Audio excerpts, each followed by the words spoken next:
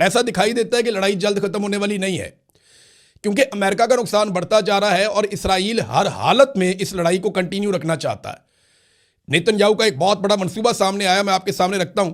लेकिन wall street journal की एक रिपोर्ट है, उसने इंकशाफ किया है कि अरब ममालिक ये एतराफ़ नहीं कर रहे, इस बात को मान नहीं रहे, मगर उनकी सरजमीन को अमेरिका ने हमलों की लॉन्चिंग के लिए लगातार इस्तेमाल किया है। यानी अमेरिका अपने हमलों के लिए अरब ममालिक की सरजमीन को इस्तेमाल कर रहा है, लेकिन अरब ममालिक मान नहीं रहे। ये बात की है वॉल स्ट्रीट जर्नल ने। इसके बाद जनाब हमारे पास यहाँ पे एक स्टेटमेंट है, कतर, बहरीन, कुवैत, अरब अमारात, सऊदी अरब हमारे साथ पहले दिन से। ईरान जंग में हमारी मदद कर रहे हैं। ईरान जो है वो बिला वजह हमले कर रहा है। हमें फ़ख्र है, हम मिडल ईस्ट के साथ मिलकर लड़ रहे हैं। ये स्टेटमेंट है जनाब अमरीकी वज़ीर दिफा का, और उन्होंने ये स्टेटमेंट दिया कि जनाब ये ममालिक तो हमारे साथ हैं। अब वॉल स्ट्रीट जर्नल भी यही कह रहा है, पीट हेग्सेट भी यही कह रहा है, अमरीकी वज़ीर दिफा, डोनाल्ड ट्रंप भी ये बात करता है। बहरहाल सऊदी वज़ीर ख़ारजा का स्टेटमेंट बहुत इंपॉर्टेंट है। तो ऐसा दिखाई देता है कि पाकिस्तान ने अब तैयारी कर ली है और ज़हन बना लिया है कि अगर सऊदी अरब ने आवाज़ दी तो पाकिस्तान इस लड़ाई में उतरने जा रहा है। सऊदी वज़ीर ख़ारजा का स्टेटमेंट मैं आपके सामने रखता हूँ, जो इस मौके पर बड़ा अहम है। सऊदी वज़ीर ख़ारजा शहज़ादा फैसल बिन फरहान का मुसलमान ममालिक के वज़राए ख़ारजा के साथ अहम इजलास के बाद ईरान के खिलाफ सख्त बयान। ईरान के अंदाजे गलत हैं। वो समझता है कि खलीजी ममालिक जवाब देने की सलाहियत नहीं रखते। हम किसी ब्लैकमेलिंग के आगे झुकेंगे और ना ही किसी धमकी से मरगूब होंगे।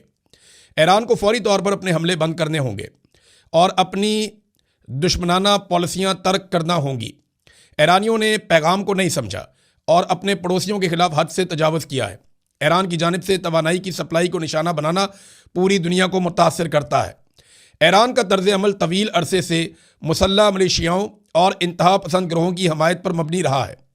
ईरान को यह समझना होगा कि इसके रवैये की संगीन नताइज बरामद होंगे। हम ईरानी जारहियत को रोकने के लिए हर मुमकिन ज़रूरी वसीला इस्तेमाल करेंगे।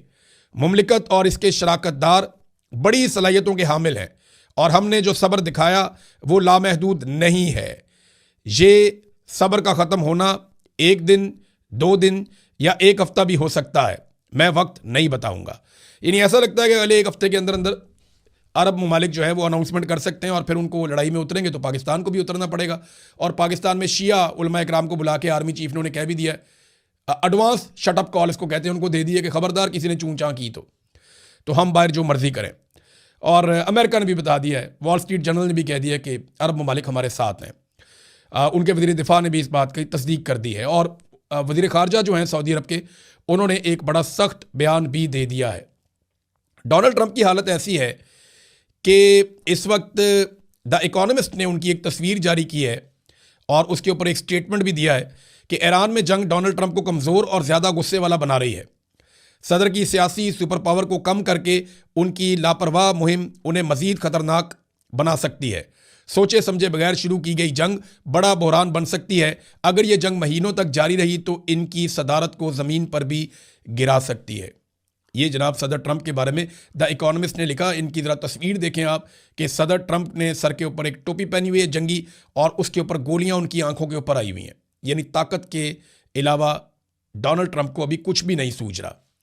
अब नाज़रीन आ जाए उस बड़े मनसूबे की तरफ जिसकी मैं बात करना चाह रहा था, लेकिन उससे पहले ट्रंप के गुस्से का रीज़न क्या है।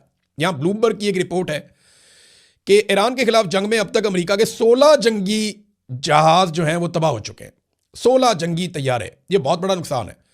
हमने इंडिया के 6 गिराए थे, डोनाल्ड ट्रंप ने बढ़ा के 11 तक पहुंचा दिए थे। तो डोनाल्ड ट्रंप के अपने जो हैं वो 16 अब तक तैयारे तबाह हो चुके हैं। ये इंकशाफ किया है ब्लूमबर्ग ने। अच्छा, इसके अलावा उन्होंने ये बताया कि 10 स्ट्राइक ड्रोन्स भी हैं जो तबाह हो गए हैं। 6 अमेरिकी जंगी जहाज़ों को शदीद नुकसान पहुंचा है और वो जहाज़ हैं जो तबाह होने वाले 16 जहाज़ों के अलावा हैं। यानी 6 को नुकसान पहुंच गया, 16 तबाह हो गए, ये तो फिर 22 हो गए। और उनके जो खौफनाक ड्रोन्स हैं बड़े शानदार, वो भी तबाह हो रहे हैं। तो 3 जो जंगी तैयारे हैं वो कुवैत की फ़िज़ाओं में तबाह हो गए थे पहले, और 135 टैंकर जो है तैयारे जो रिफ्यूलिंग करते हैं वो भी तबाह हुए हैं। 6 अरकान भी उसके जो हैं वो मारे गए अमेरिका के। और अभी एक जो तैयारा अमेरिका का गिरा उसकी एक फुटेज भी जारी कर दी है ईरान ने। ये जनाब दिखा रहे हैं कि ईरान ने गुज़िश्ता रात दुश्मन के 4 जंगी तैयारे तबाह कर दिए हैं। ये बात ईरानी फौजी तर्जुमान कह रहे हैं कि 4 तैयारे उन्होंने तबाह किए हैं। और एक उन्होंने फुटेज जारी की है जिसमें 5th जनरेशन स्टेल्थ F-35 तैयारे को ज़मीन से हिट किया गया है। ये F-35 जो है ना, दुनिया का सबसे फाइनेस्ट शानदार तैयारा, जदीद तरीन 5th जनरेशन का, और इसको रेडार नहीं पकड़ सकते। ज़मीन से इसको तबाह किया है ईरान ने। ये बहुत बड़ी कामयाबी है। उन्होंने इसकी फुटेज भी जारी की है और उनके ऑफिशियल अकाउंट से ये फुटेज जारी की गई है। अब आ जाए नाजरीन वो खेल की तरफ जो मैं आपको इस वीलॉग में समझाऊंगा। ये समझाने के लिए मैंने बहुत सारे नक्शे इकट्ठे किए हैं। ये नक्शे मैं आपके सामने रखने लगा हूँ। इन्हें ज़रा आपने गौर से देखना है तो आपको समझ आ जाएगा कि नेतन्याहू एक्चुअली क्या कह रहा है। पहले आप नेतन्याहू की बात सुन लें। नेतन्याहू ने कहा कि मामला जोहरी हथियारों का नहीं है, यानी जो दिखाई दे रहा है मामला जोहरी हथियारों का दिखाई नहीं दे रहा। नेतन्याहू ने कहा कि मशरिक़े वुस्ता से तेल की पाइपलाइन इस्राएली बंदरगाहों तक पहुंचाने का एक मंसूबा बनाया जा रहा है। यानी वो ये कहते हैं कि बाब मंदब को और आबनाए हुर्मस को इसको नज़रअंदाज किया जाए और सऊदी अरब के रास्ते उर्दन में दाखिल हों और वहाँ से इसराइल के ज़रिए से तमाम अरब ममालिक का तेल इसराइल में जाकर जमा हो और वहाँ से सारे यूरोप को मिले, यानी मगरबी ममालिक की मौजें लग जाएं। अब ज़रा ये नेतन्याहू ने कहा है, उसका ये स्टेटमेंट है, आप इसको निकाल के सुन सकते हैं, मेरे सामने पड़ा हुआ है। अब मैं आपको दिखाता हूँ कि एक्चुअली सबसे पहला नक्शा कौन सा है। ये नक्शा देखिए, ये मिडिल ईस्ट का मैप है।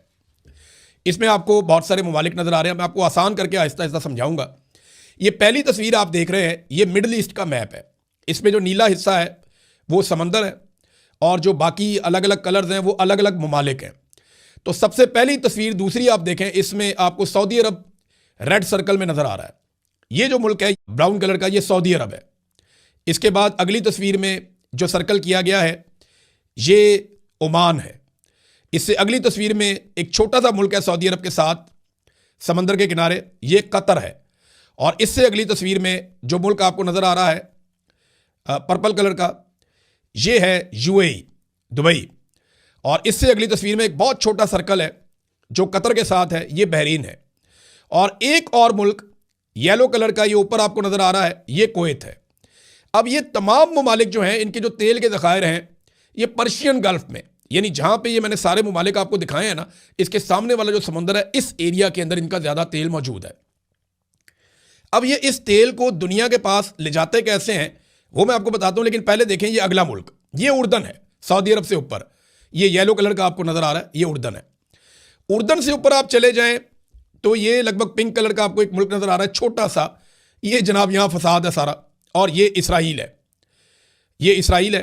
और इसके पास जो पिछला वाला इसका एरिया है, यानी इन ममालिक से ऊपर वाला जो इसका एरिया है, वहाँ जो समंदर लगता है उसको मेडिटेरेनियन सी कहते हैं। ये समुंदर तुर्की और यूरोप की तरफ जाता है, यानी यूरोप को जो मिलाता है गल्फ के साथ या खलीजी ममालिक के साथ वो ये वाला समंदर है जो इसराइल से ऊपर की जानिब आपको नज़र आ रहा है। अब आ जाए आप अगली तस्वीर में, तो ये एक तीर का निशान आपको नज़र आ रहा है। ये जिस सब्ज मुल्क की तरफ इशारा कर रहा है ये है यमन, इसको सिर्फ आपने याद रखना है। अब मैं आपको एक तस्वीर दिखा रहा हूँ, इसमें आप ये देखें, ये एक लाल लकीर आपको दिखाई दे रही, ये पर्शियन गल्फ से तेल लेकर चलते हैं, ये तेल का रास्ता है। मगरबी ममालिक के लिए या यूरोपीय ममालिक के लिए जो तेल का रास्ता है, और यहीं से पूरी दुनिया को तेल जाता है। इंग्लैंड भी यहाँ पे आता है, यूरोप के सारे ममालिक, यूरोपीय यूनियन यहाँ पे आता है। तेल और गैस का जो मेन रूट है वो ये है, जो सबसे छोटा रास्ता है ये रास्ता है जनाब। आप लाल लकीर में आप देख लें, ये पूरा समंदर में से गुजरता है, पर्शियन गल्फ में से होता हुआ ये अरेबियन सी में आता है, और वहाँ से ये बारीक दूसरी पट्टी आती है रेड सी, उसके अंदर दाखिल होता है, और ऊपर से ये मिस्र में से गुजर के चला जाता है मेडिटेरेनियन सी में, और वो जाके यूरोप के साथ मिल जाता है। अब ये आप एक तस्वीर के अंदर एक छोटा सा रेड आप एक निशान देख रहे हैं। ये जो रेड निशान है ना, ये ईरान और यूएई के दरमियान में है, इसको कहते हैं आबनाए हुर्मज। ये रास्ता ईरान ने बंद किया है, तो जो तेल सारा ऊपर से नीचे आता है इस रास्ते पे ईरान ने ब्लॉकेज लगाई है। अब आपको एक और रास्ता दिखाता हूं, ये देखें दूसरा रास्ता, यहां पे भी एक निशान आपको मैंने दिखाया, इसको कहते हैं बाबे मंदब। ये जो बाबे मंदब का इलाका है ना, ये भी बहुत इंपॉर्टेंट है। इसके एक तरफ यमन बैठा है और दूसरी तरफ इसके जबूती है। ये भी बहुत इंपॉर्टेंट एरिया है, यहां से तेल और गैस की तरसील के लिए, तिजारत के लिए बहुत अहम इलाका है। दिन रात यहां से जहाज गुजरते हैं। तो इसलिए यमन का ये एरिया हमेशा से फसाद की जड़ रहा। यहीं पे यूएई कंट्रोल करना चाहता है, सऊदी अरब, और यमन के हौसी बागी भी, ईरान की भी यहाँ पे इंटरेस्ट है। तो ये बहुत इंपॉर्टेंट है बाब मंदब। जो इस्राएली वज़ीर आज़म नेतन्याहू है उसने इन दोनों इलाकों के नाम लिए, आबना हुर्मुज़ का भी नाम लिया है और बाब मंदब का भी नाम लिया है कि ये दोनों इलाकों को अवॉइड करके हम बीच में से एक पाइपलाइन लेकर आते हैं इसराइल में, और यहां से पूरी दुनिया को हम तेल देंगे, गैस देंगे। कैसे? ये तस्वीर देखें आप। अगली तस्वीर में आपको एक और इलाका दिखा रहा हूं। ये सबज रंग का एक मुल्क है, इसको कहते हैं मिस्र, इजिप्ट। ये एक बारीक लकीर आपको ऊपर नजर आ रही है, एरो बना हुआ है। ये वो स्वेज कैनाल है। ये एक ऐसी नहर है जिसको बनाया गया था कि बहरी जहाज यहां से गुजरें, जब पूरी लकीर क्रॉस करें तो ऊपर यहां से निकलकर वो यूरोपीय समंदर में दाखिल होकर यूरोप तक ले जाएं माल को और वहां से वापस ले आए। इसको कहते हैं नहर स्वेज। ये भी आपने देख लिया। अब ये मैंने आपको दोबारा वो रूट आपको दिखा रहा हूं इस तस्वीर में कि ये वो पूरा रूट है। इसमें 3 इंपॉर्टेंट जगह हैं, एक आबना हुर्मुज़, एक बाब मंदब और एक स्वेज कैनाल, स्वेज की नहर। इन तीनों जगहों पे मुसलमान ममालिक बैठे हुए हैं। इसराइल चाहता है कि उनको अवॉइड कर लिया जाए, तो कैसे होगा ये देखें। अब आपको एक और तस्वीर दिखा रहा हूं, यहां पे ये सारे डॉट्स बने हुए हैं। ये डॉट्स मैंने इसलिए बनाए हैं कि आपको पता चले कि ये वाला एरिया इस्तेमाल करता है पाकिस्तान, इंडिया, चाइना, बाकी ममालिक जो नीचे वाले हैं, उनका जो फ्यूल है या गैस है वो यहां से जाती है इस इलाके में से। तो इस इलाके को अवॉइड करना चाह रहा है, बाब मंदब को, आबना हुर्मुज़ को और स्वेज कैनाल को अवॉइड करना चाह रहा है, ज़ाया करना चाह रहा है नेतन्याहू। और वो क्या चाह रहा है, ये आप तस्वीर देखिए। ये सऊदी अरब से एक पाइपलाइन जा रही है रेड कलर की। ये उर्दन के बीच में से गुजरती है और इसराइल तक पहुंच जाती है, और इसके आगे शुरू हो जाता है मेडिटेरेनियन सी कि जनाब ये आप पाइपलाइन बिछाएं, इसराइल हिफाजत करेगा तेल की और हमारे पास से आगे सारी दुनिया तेल लेकर जाए। और इसीलिए गाजा बहुत इंपॉर्टेंट है, क्योंकि समंदर वाला किनारा जो है वो गाजा है और वहीं पे सारी डेवलपमेंट करना चाह रहे हैं। यही तो मॉडल है जो पेश किया था डोनाल्ड ट्रंप के दामाद जेरेड कुश्नर ने। अब आप आगे आए, इस पाइपलाइन के साथ मुख्तलिफ ममालिक की पाइपलाइन जोड़ी जाएगी। ये मनसूबा बताया, कुवैत की, बहरीन की, कतर की, यूएई की, ओमान की सारी, और सऊदी अरब की पाइपलाइन सारी इकट्ठी करके ये सारा जो तेल है इसको इकट्ठा पहुंचाया जाए। कहां पे? इसराइल में, और वहां से तेल को एक्सपोर्ट किया जाए मगरबी ममालिक को। तो ये जो नीचे वाले ममालिक हैं इनका क्या बनेगा? इनका कोई पूछने वाला नहीं होगा। ये एशियाई ममालिक को खुद ये बात सोचनी पड़ेगी। ये है वो बड़ा मंसूबा जिसके ऊपर काम किया जा रहा है। मैंने आपको आसान करके पूरे मैप में समझा दिया कि एक्चुअली उनके दिमाग में क्या चल रहा है। इस पे फर्दर हम बात करते रहेंगे। और हाँ, जाते जाते बहुत सारे दुनिया के इलाकों में मुसलमान आज ईद मना रहे हैं, उन सबको मेरी तरफ से बहुत ईद मुबारक।